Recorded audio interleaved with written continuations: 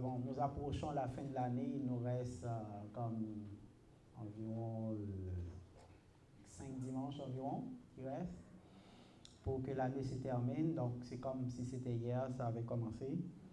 Mais le temps, est-ce que c'est moi ou le temps passe vite?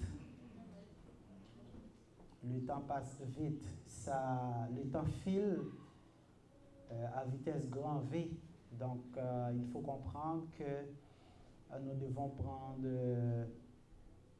prendre en considération le temps qui passe parce que nous devons mettre le temps à profit et faire surtout bonne provision spirituelle parce que peu importe ce que nous pouvons avoir en ce bas monde, il n'y a rien qui soit plus important que le salut de notre âme parce que tout ce que nous avons, que nous possédons ici-bas, nous allons les laisser ici-bas un jour. Nous allons partir comme nous étions venus un jour nus et dépourvus de tout. Nous allons partir comme ça. Nous n'allons rien emporter autre que notre foi. Alors à ce moment, il faut bien travailler pour garder, pour sécuriser notre foi afin que Dieu puisse nous réserver la récompense promise à travers son Fils. Aujourd'hui, nous allons en acte 8, paragraphe 38. Acte 8, 38. Et si nous lisons, nous avions déjà lu, la dernière fois nous étions au paragraphe 36. Poursuivant leur chemin, ils tombèrent sur un point d'eau et l'eunuque dit, « Voici de l'eau, qu'est-ce qui m'empêche d'être baptisé ?» Il donna l'ordre d'arrêter le char, son char. Tous les deux descendirent dans l'eau. Philippe baptisa l'eunuque. La dernière fois, nous avions considéré le paragraphe 36, ou le verset 36, si vous voulez. Aujourd'hui, nous sommes au 38. On peut se demander, mais pourquoi on n'a pas parlé du 37e? Eh bien, le problème, c'est que le 37e que vous avez dans certaines traductions qui dit, Philippe lui dit, si tu crois de tout ton cœur, tu peux être baptisé. Et l'homme répondit, je crois que Jésus-Christ est le Fils de Dieu. Ça ne se trouve pas dans la Bible. C'est un ajout parce que ce texte n'existe pas en grec. Donc, je ne l'ai pas en grec, je ne peux pas l'analyser pour vous, je ne peux pas vous le présenter parce que si vous regardez certaines traductions, vous allez voir qu'on met 37 entre crochets ou bien même si on met quelque chose là-dedans, on va le mettre entre crochets. Ça veut dire que ça n'existe pas dans le texte original. Donc, c'est là le danger lorsqu'on parle de la Bible et qu'on ne peut pas aller dans le texte original. Donc, c'est pourquoi nous n'intervenons pas dessus parce que ce n'est pas inspiré, ça ne vient pas de Dieu et nous parlons de ce que nous trouvons dans l'original.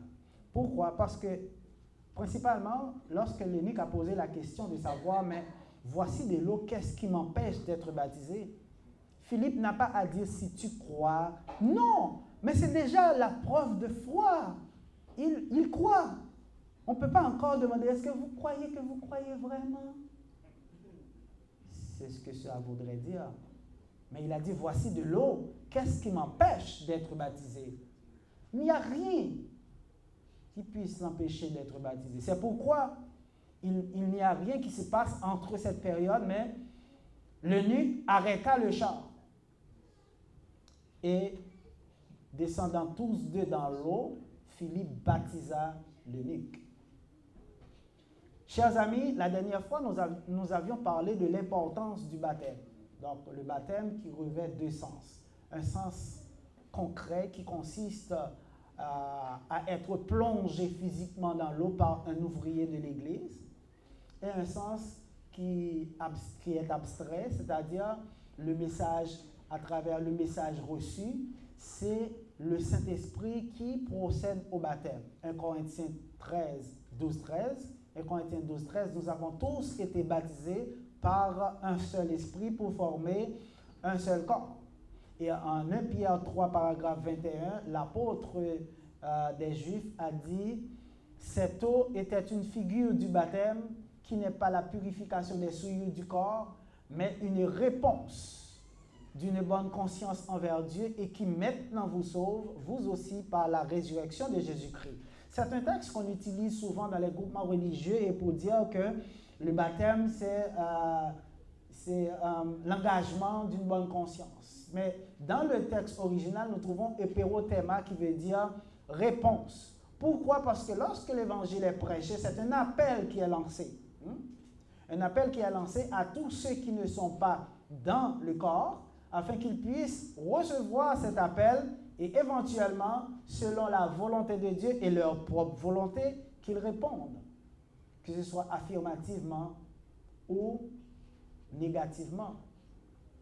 Eh bien, c'est pourquoi le baptême est une réponse d'une bonne conscience. La conscience, la rencontre du sujet et de l'objet. Non, maintenant, il dit, et qui maintenant vous sauve. Parce qu'on dit, oui, le baptême ne sauve pas, c'est juste pour montrer aux gens qu'on a laissé les œuvres du monde.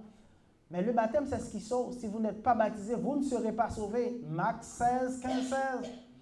Celui qui croit et qui est baptisé sera sauvé. La condition, c'est croire plus être baptisé pour avoir le salut. Donc, être baptisé, c'est important. Et comme nous l'avons expliqué ce matin, c'est le début de la naissance spirituelle, de l'homme spirituel. Et c'est le baptême qui permet d'avoir le salut, par le biais de la résurrection de Christ, parce que lorsque vous êtes baptisé dans l'eau, mais vous êtes ressuscité. La résurrection ici, ce n'est pas au sens littéral, parce qu'on n'est pas mort physiquement, mais c'est au sens spirituel. C'est pourquoi la Bible parle de deux résurrections. La première résurrection, c'est lorsque vous avez accepté l'évangile, vous êtes baptisé dans l'eau, bien vous êtes ressuscité. Et comme vous allez continuer à vivre physiquement, un jour vous allez mourir. Et lorsque vous mourrez, la possibilité de la deuxième résurrection va venir à la fin des temps, au retour du Seigneur. Lorsqu'il va prendre l'Église pour remettre à son Père, 1 Corinthiens 15, 24, il va ressusciter les morts en Christ premièrement. Et tous les autres morts seront également ressuscités, mais pour le châtiment éternel. Donc, ce n'est pas tout le monde qui va bénéficier de deux résurrections. Seulement les croyants ont le privilège de bénéficier de deux résurrections. Mais les non-croyants vont être ressuscités une seule fois pour le châtiment éternel.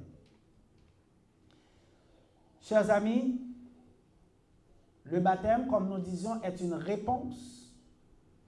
Ce n'est pas un engagement, parce que lorsque votre téléphone sonne, par exemple, chez vous, vous ne prenez pas le combiné, vous dites, je prends un engagement. Je ne sais trop, mais vous, qu'est-ce que vous faites? Vous répondez à l'appel, ou bien vous ignorez l'appel. Maintenant, au 21e siècle, les téléphones ont des afficheurs. Vous regardez qui appelle. Antoine, laisse sonner.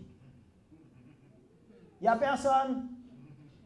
Parce qu'on ne veut pas lui parler.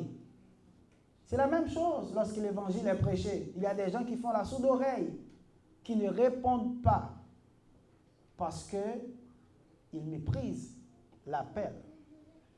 Chers amis, c'est une réaction à l'appel de Dieu, le baptême. Donc, lancé par l'Évangile, le baptême constitue l'élément qui amène le croyant à la vie. Donc, c'est une réponse non verbale qui se manifeste à travers l'action qui suit l'audition de l'Évangile. Et c'est quelque chose qui se fait au niveau de la conscience.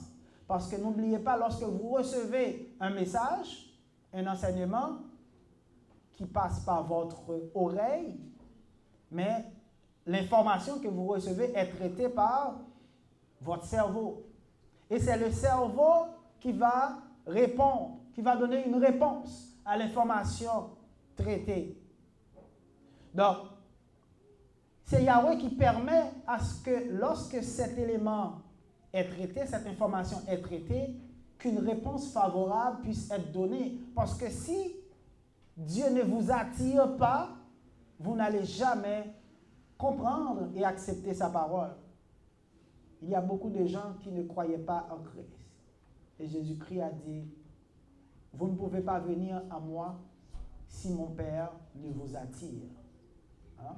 Parce que Dieu endurcit qui il veut, il fait miséricorde à qui il veut. La conscience, la réponse, une réponse d'une bonne conscience. Si la conscience, si le message reçu est un mauvais message, un faux message, eh bien la conscience sera une mauvaise conscience et la naissance n'aura pas lieu. Accepter le message de la foi, c'est une grâce de Dieu. En 2 Thessaloniciens 2,14, Paul a dit, Dieu nous appelle par l'Évangile. Si vous entendez l'appel de l'Évangile, si vous n'avez jamais entendu l'appel de l'Évangile, vous n'aurez jamais la possibilité d'avoir une conscience claire pour vous permettre d'avoir la vie. En Jean 12, paragraphe 40, nous lisons, « Il a aveuglé leurs yeux, il a endurci leur cœur, de peur qu'ils ne voient des yeux, qu'ils ne comprennent du cœur, qu'ils ne se convertissent et que je ne les guérisse. » Donc, comprenez que vous pouvez être aveuglé, même si le message est clair, limpide pour vous, mais vous ne comprenez pas, parce que vous êtes aveuglé. Souvent, des gens me posent la question, mais pour dire, mon frère, mais ce message c'est tellement clair, pourquoi il y a tant de gens qui refusent, qui ne comprennent pas? Parce qu'ils sont aveuglés, parce qu'ils ne sont pas bénis par Dieu pour pouvoir comprendre le message. Il fait miséricorde à qui il veut, il endurcit qui il veut. Ne me demande pas pourquoi il fait ça, il est souverain. Il a aimé Jacob plus qu'Ésaü.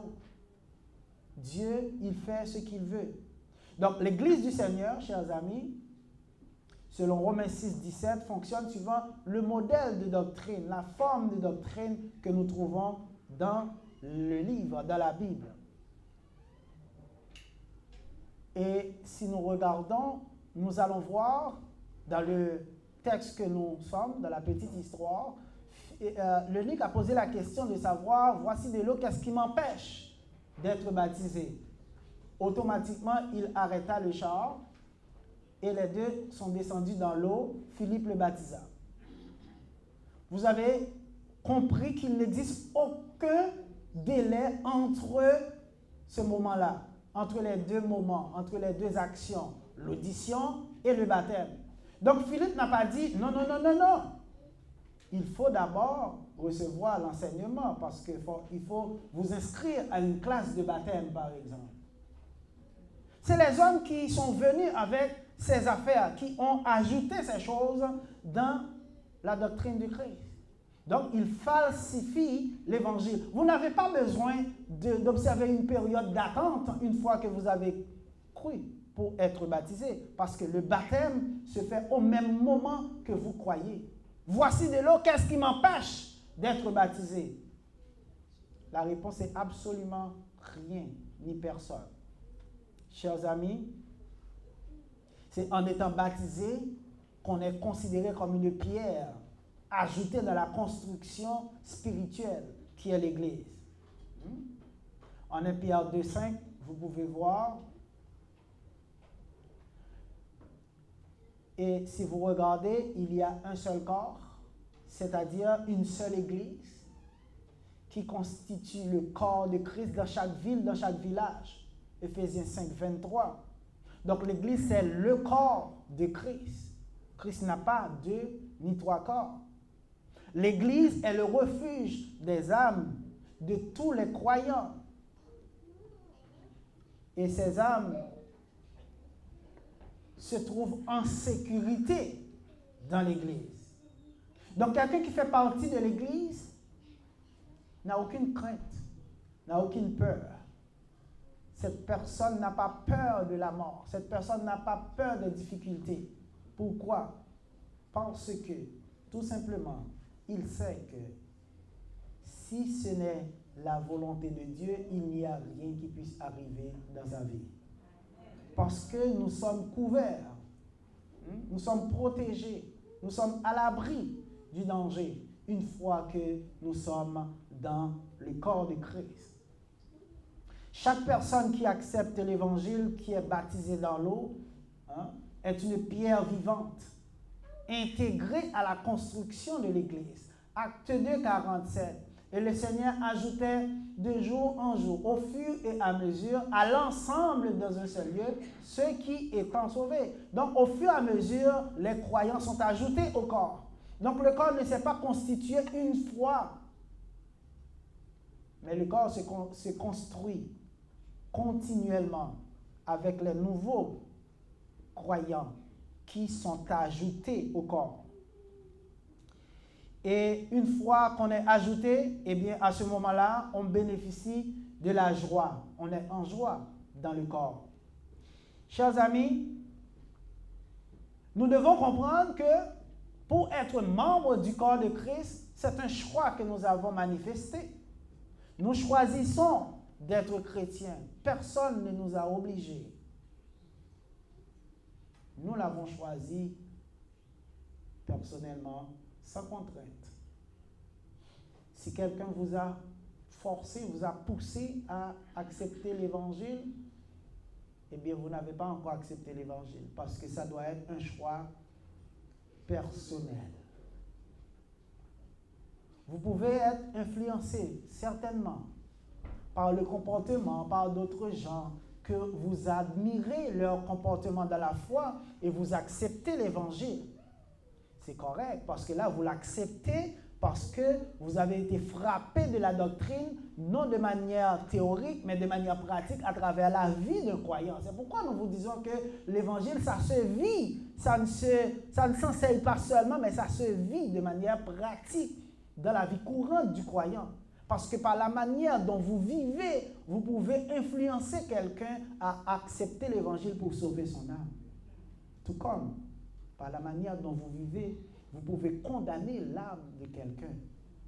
Parce que vous vivez tellement mal que la personne ne se voit pas accepter l'Évangile. Parce qu'elle va se dire, si un tel, qui, soi-disant chrétien, agit de la sorte, alors il n'y a rien de sérieux dans cette affaire, vaut mieux que je reste là où je suis.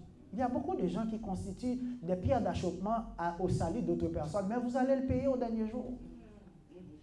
Parce que vous bloquez la bénédiction, vous bloquez le salut de beaucoup de gens par la manière dont vous vivez dans le péché.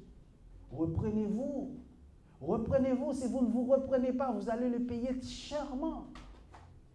Chers amis, les choix que nous faisons aujourd'hui déterminent les résultats que nous avons demain. C'est ce que nous faisons aujourd'hui, qui détermine comment nous allons être demain. Aujourd'hui, nous sommes ce que nous étions dans le passé, dans les choix que nous avions faits. Notre réalité aujourd'hui, c'est les résultats des choix passés. Et on dit toujours, si vous n'aimez pas la réalité dans laquelle vous vivez, alors vous devez faire de nouveaux choix, d'autres choix. Vous devez choisir pour pouvoir changer votre situation dans le futur. Vous ne pouvez pas changer votre situation aujourd'hui. Généralement, c'est plus difficile de le faire comme en un clin d'œil. Mais vous pouvez le changer. Vous pouvez changer d'opinion, changer de direction pour que demain, dans le futur, votre vie prenne une autre direction. Mais le choix vous appartient. Jean 5, 29, ceux qui auront fait le bien ressusciteront pour la vie, mais ceux qui auront fait le mal ressusciteront pour le jugement. Vous choisissez le bien ou le mal, la vie ou la condamnation. Le choix vous appartient. Et Paul, poursuivant en Hébreux 9, 27, 28, l'épistolier aux Hébreux, c'est l'apôtre des païens, il dit « Et comme il est réservé aux hommes de mourir une seule fois, après quoi vient le jugement, de même Christ qui s'est offert une seule fois pour toutes, pour porter les péchés de plusieurs, apparaîtra sans péché une seconde fois à ceux qui l'attendent pour leur salut. » Christ apparaîtra une deuxième fois pour ceux qui l'attendent afin de bénéficier du salut, parce que le salut est donné à ceux qui le cherchent. C'est un cadeau, mais vous devez mériter ce cadeau. Il y a des conditions qui sont attachées à la réception de ce cadeau qui est la vie éternelle. C'est le choix de servir Dieu pendant que vous êtes dans ce corps ici-bas. Chers amis, Paul déclare en Éphésiens 2:8, car vous êtes sauvés par grâce, c'est-à-dire par la foi de Christ. Et cela ne vient pas de vous, c'est le don de Dieu. Un don, c'est un cadeau. Je vous fais don de quelque chose, je vous fais cadeau de quelque chose. Vous ne le méritez pas, mais je vous le donne. Parce que je veux être bon envers vous. Je suis généreux. Dieu est bon, c'est pourquoi on l'appelle bon Dieu. Il donne à tout le monde, sans égard à qui vous êtes. Il ne tient pas compte de vos actions pour vous bénir. La bénédiction de Dieu pour l'humanité est universelle pour tout le monde. Dieu donne la vie à tout le monde. Dieu donne la connaissance à tout le monde. Dieu donne des richesses à tout le monde. Vous décidez d'avoir des richesses ou pas, parce que Dieu vous donne la capacité de créer des richesses. Si vous n'en avez pas, c'est votre faute, c'est vos choix. Arrangez-vous pour avoir ce que vous voulez. Dieu vous donne la capacité. Celui qui a beaucoup de richesses, ce n'est pas parce que Dieu l'aime beaucoup plus. Dieu vous aime aussi, mais celui-là, il a fait des choix différents de vous. Et souvent, ce qu'on voit, surtout dans le monde religieux, c'est très répandu. On ne peut pas le cacher. On vous fait croire que la richesse, c'est mauvais, c'est le diable. Si vous avez de l'argent, ça revient du diable. Vous n'avez pas besoin d'argent, vous devez être pauvre pour servir Dieu. Où est-ce que c'est écrit? Oui, parce que Dieu a dit, il est plus facile à un chameau de passer par le trou d'une aiguille qu'un riche d'entrer dans le royaume des cieux. Mais ces gens ne comprennent pas le contexte, ne comprennent pas le contexte de ce texte-là. Ce n'est pas la richesse qui est mauvaise, mais c'est ce que la richesse, c'est l'utilisation de la richesse qui peut être mauvaise. Par exemple, si vous êtes bon et que vous êtes riche, vous allez être méga bon. Si vous n'êtes pas bon, vous avez de l'argent, vous allez être méga pas bon. L'argent ou la richesse ne fait que multiplier la personne que vous êtes déjà. L'argent ne change pas les gens. Si vous voyez que la personne a changé, ce n'était jamais la personne que vous connaissiez. C'était un acteur. Mais l'argent ne change pas les gens. Parce que l'un des hommes les plus riches qui ait jamais existé, c'était un serviteur de Dieu, c'était Salomon. Son immensité de richesse ne l'avait pas empêché de servir Dieu. Au contraire, il a mis sa richesse au service de Dieu. Quand vous aimez Dieu, que vous avez beaucoup d'argent, ben vous aidez beaucoup plus de personnes.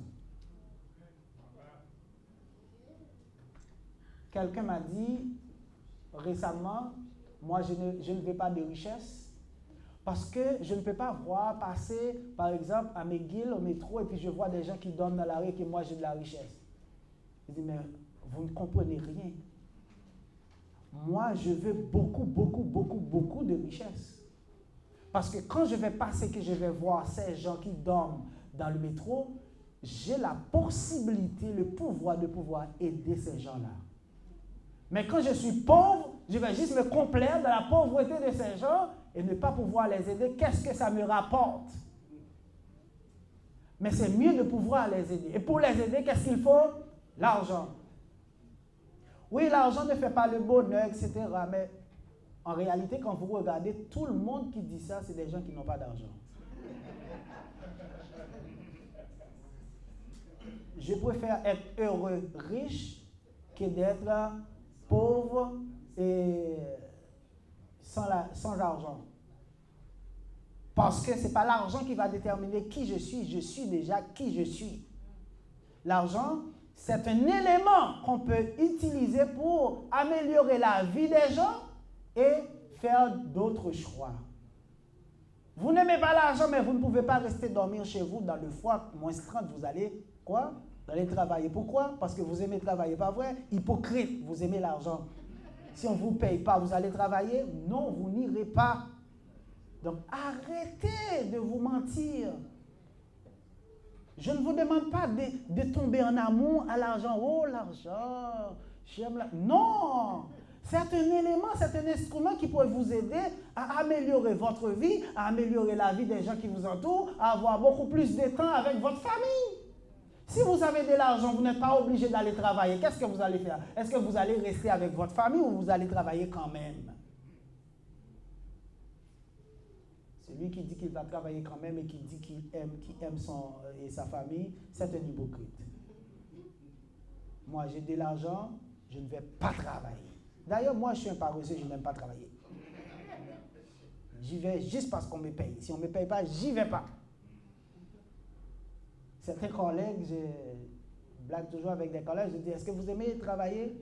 Oh oui, oui, j'aime travailler. Ok, si on ne vous paye pas, est-ce que vous allez venir? Oh non.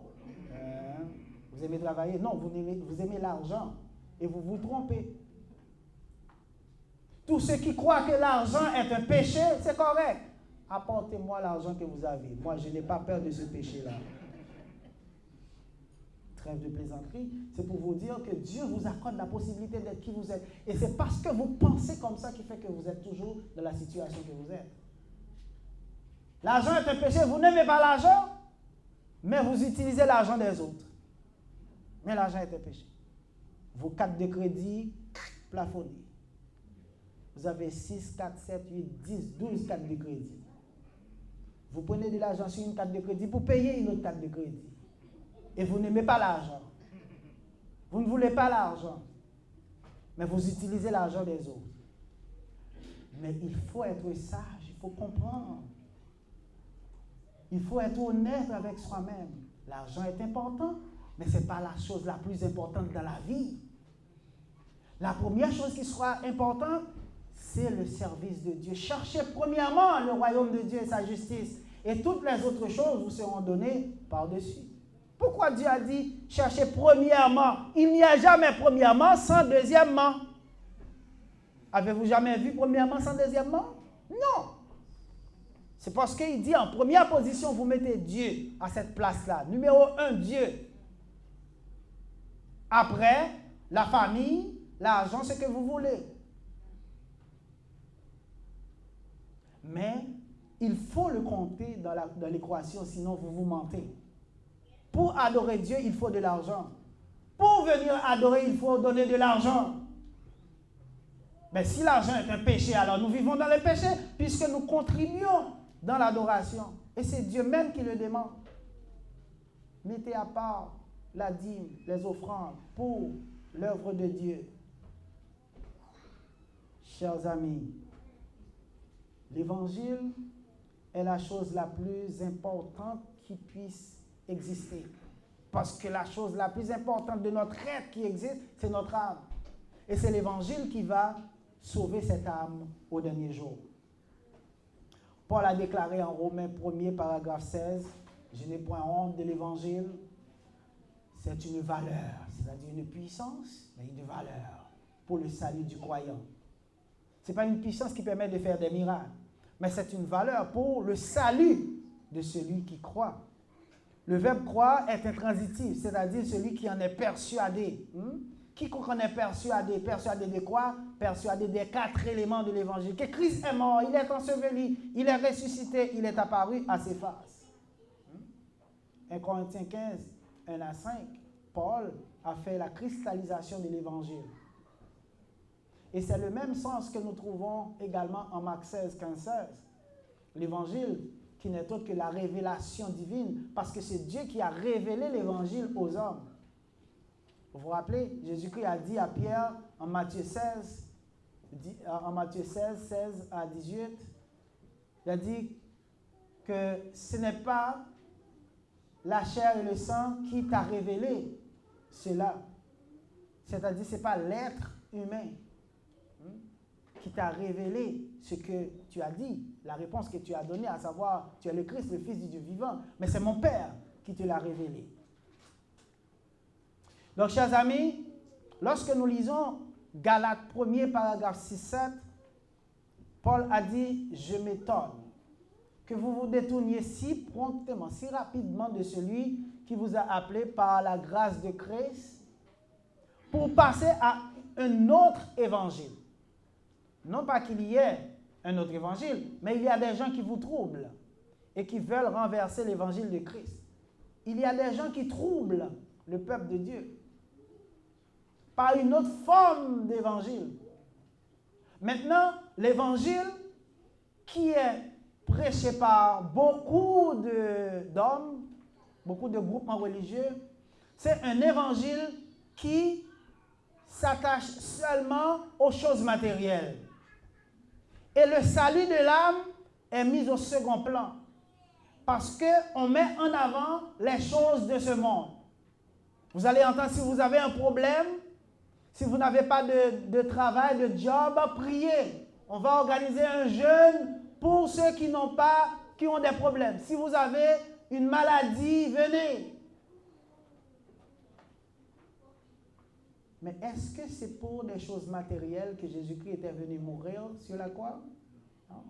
Il était venu pour sauver l'âme. Afin que quiconque croit en lui ne périsse point, mais qu'il ait la vie éternelle. Il n'a pas dit afin que quiconque ait des problèmes, afin que quiconque soit malade, soit guéri. Ça, ce sont des bénédictions qu'on peut avoir dans le processus. Si c'est la volonté de Dieu, quand on est croyant, on va prier Dieu, il va nous guérir.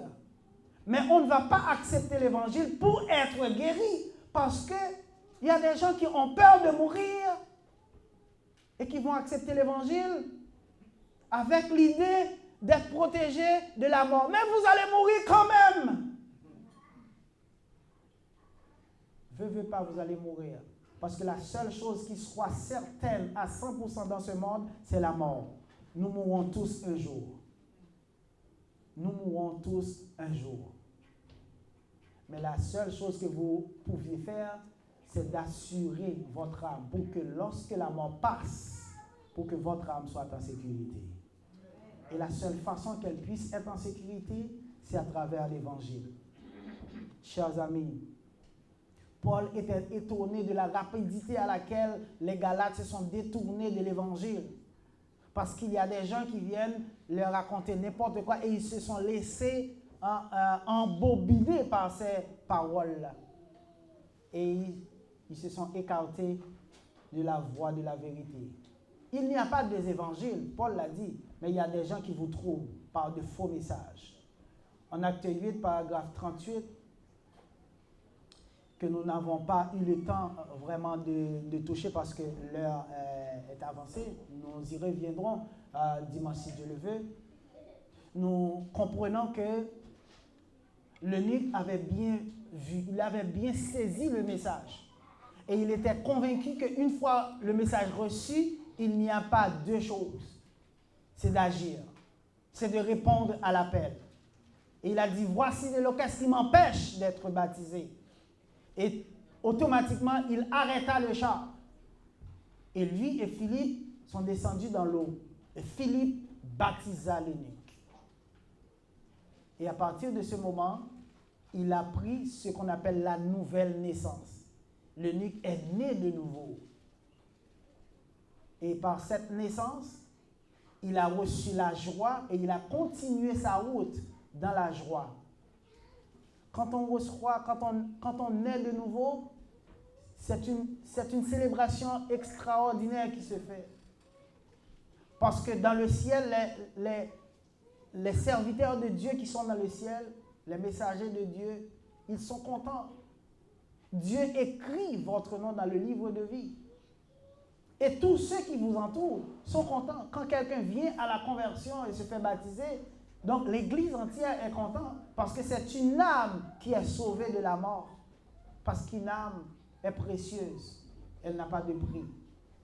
Chers amis, aujourd'hui c'est votre tour.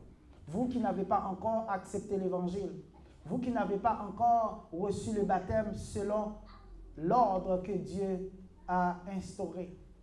Jésus-Christ a dit, prêchez l'évangile à toute la création. Celui qui croit, nous vous avons présenté le message. C'est le message qui va susciter la foi en vous. Si ce message a trouvé le chemin de votre cœur, et que Dieu vous a touché et que vous comprenez que Jésus-Christ est le Fils de Dieu, ben, qu'est-ce qui vous empêche d'être baptisé? Parce que c'est le baptême qui va vous laver de vos péchés, qui va vous aider à être cette nouvelle personne pour pouvoir marcher et persévérer dans la doctrine de Christ. S'il y a quelqu'un qui veut bénéficier de ce privilège, le moment est propice, les frères sont là pour vous aider. Si tout le monde a déjà fait le bon choix, eh bien c'est bien, continuez à persévérer dans le corps. Mais si vous ne l'avez pas fait encore, réfléchissez bien, parce qu'il n'y aura pas une deuxième possibilité d'être sauvé après votre mort. C'est maintenant, pendant que vous entendez la voix du salut, que vous devez l'accepter. Sinon, après votre mort, ce sera trop tard. Qu'il en soit ainsi pour vous. Amen. Mettez-vous debout pour terminer.